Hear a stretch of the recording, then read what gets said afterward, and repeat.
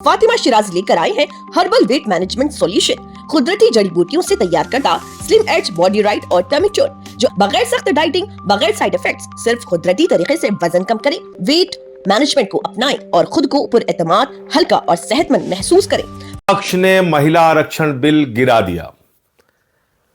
सारा गोदी मीडिया चिल्ला चिल्ला के, चीख चीख के वही बात कह रहा है जो मोदी जी कहते हैं, जो भारतीय जनता पार्टी के लोग कहते हैं। मैं तो कह रहा हूं इन चैनलों को अपना नाम बदल के बीजेपी के नाम से रख देना चाहिए। बीजेपी का मीडिया प्रकोष्ठ बन के लोग काम कर रहे हैं।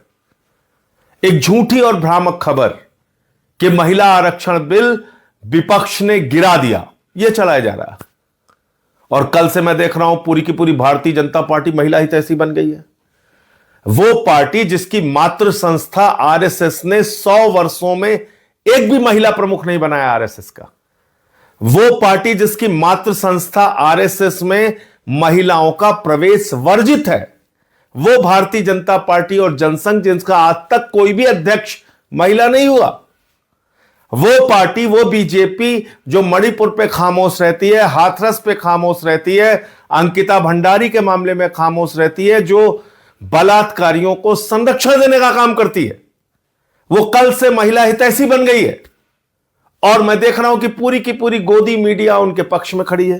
पहली चीज तो मैं देश के लोगों को स्पष्ट तौर पे कहना चाहता हूं कि महिला आरक्षण बिल 2023 में जो पास हुआ था वो देश भर में लागू हो चुका है। यह उसका नोटिफिकेशन है। 16 अप्रैल 2026 को, 3 साल के बाद, याद रखिएगा 3 साल के बाद इस बिल को नोटिफाई किया मोदी जी ने। 16 अप्रैल 2026 को। आज 18 है, कल 17 थी, उसके पहले 16। ये देखिए आप। तो ये कौन सा बिल नोटिफाई हुआ है? 2023 में, जिसको सारे विपक्ष ने, पक्ष ने, सब ने मिल के पास किया था, महिला आरक्षण बिल, वो पास हुआ है और वो नोटिफाई हो चुका है। अब जो कल बिल गिरा वो क्या था? वो था देश के टुकड़े टुकड़े करने का बिल, जो भारतीय जनता पार्टी टुकड़े टुकड़े गैंग बन के देश भर में लागू करना चाह रही थी। उत्तर और दक्षिण का झगड़ा कराना चाह रही थी।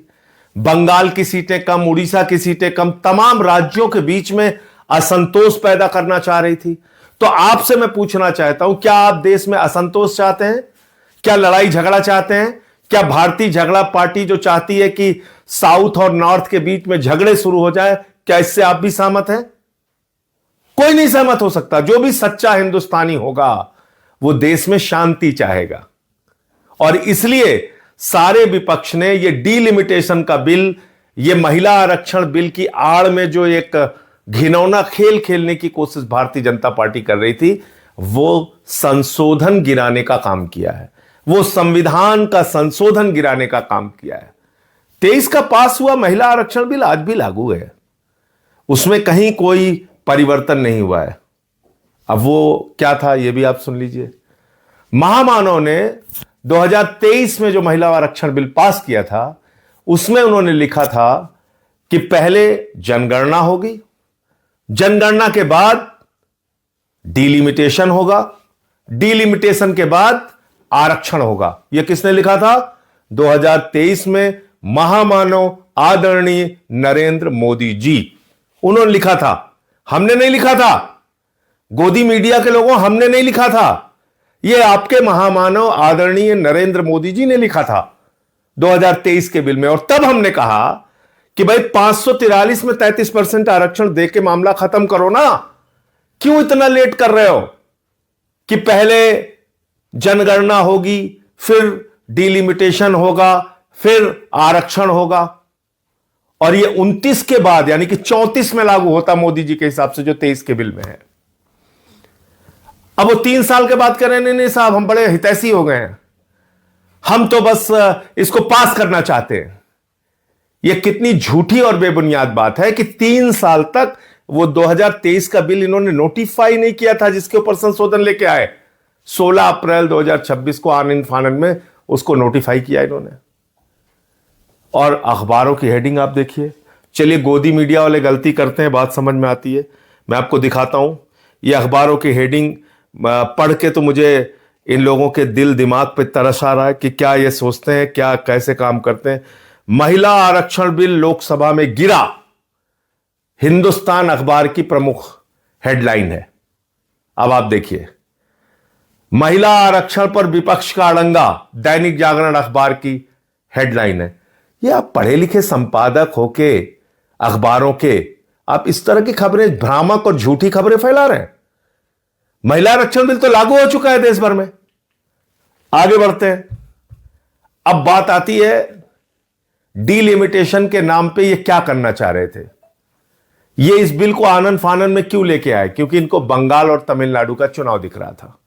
इनको लगा हम देश भर में ये प्रचारित करेंगे कि देखिए देखिए साहब, महिलाओं के आरक्षण के खिलाफ है पूरा का पूरा विपक्ष और हमको चुनावी फायदा हो जाएगा। लेकिन मामला उल्टा हो गया। मामला यह हो गया कि आप 2011 की जनगणना के मुताबिक डिलिमिटेशन करने की बात कर रहे थे, जिसमें बंगाल की सीटें कम हो रही हैं, तमिलनाडु की सीटें कम हो रही हैं। तो उन लोगों ने अपने अपने राज्यों में इसको बड़ा मुद्दा बना दिया। तो लेने के देने पड़ गए, लेने के देने पड़ गए मोदी जी को। जिसने भी उनको मूर्खतापूर्ण सलाह दी वो लेने के देने पड़ गए। अब तमिलनाडु में मुद्दा बन गया कि उनका प्रतिनिधित्व आप कम कर रहे थे, बंगाल में मुद्दा बन गया कि उनका प्रतिनिधित्व आप कम कर रहे थे। तो इसका भारी नुकसान बंगाल और तमिलनाडु के चुनाव में आपको उठाना पड़ेगा। दूसरी बात, कितना घिनौना खेल खेलती है बीजेपी। कभी आपने सोचा? बीजेपी इतना घिनौना खेल खेलती है कि अभी एक स्टिंग ऑपरेशन हुआ है हुमायूं कबीर का, जो बाबरी मस्जिद बना रहा है, जिसने अपनी पार्टी बना के वहां पे चुनाव लड़ने का काम किया। उस हुमायूं कबीर ने कहा कि हमको बीजेपी ने 1000 करोड़ रुपए चुनाव लड़ने के लिए दिए हैं, 1000 करोड़ रुपए।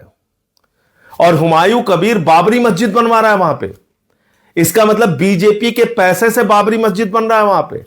इतना ही नहीं, हुमायूं कबीर को केंद्र सरकार ने जेड कैटेगरी की सुरक्षा दी है। जो व्यक्ति बाबरी मस्जिद बनवा रहा है उसको मोदी ने जेड कैटेगरी की सुरक्षा क्यों दी है? क्या इतना नहीं सोच पा रहे हैं आप लोग?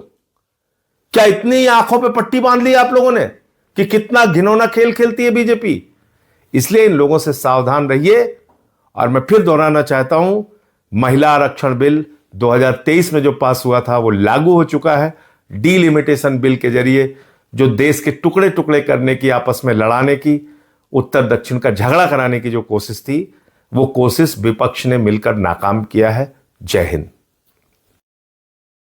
हर वालिदैन का एक ख्वाब होता है कि उनका बच्चा बेहतरीन तालीम हासिल करे और ज़िंदगी में कामयाब हो। सक्सेस द स्कूल में हम सिर्फ पढ़ाई नहीं सिखाते, हम बच्चों में कॉन्फिडेंस, डिसिप्लिन और स्ट्रॉन्ग वैल्यूज़ डेवलप करते हैं। हम हर स्टूडेंट को उनकी बेस्ट पोटेंशियल तक लेके जाते हैं। Admissions are now open for the academic year 2026 to 27 from nursery to grade 10. Limited seats are available. आज ही सक्सेस द स्कूल विजिट कीजिए और अपने बच्चे के ब्राइट फ्यूचर की बुनियाद रखिए। सक्सेस द स्कूल, जहां तालीम भी है और तरबियत भी।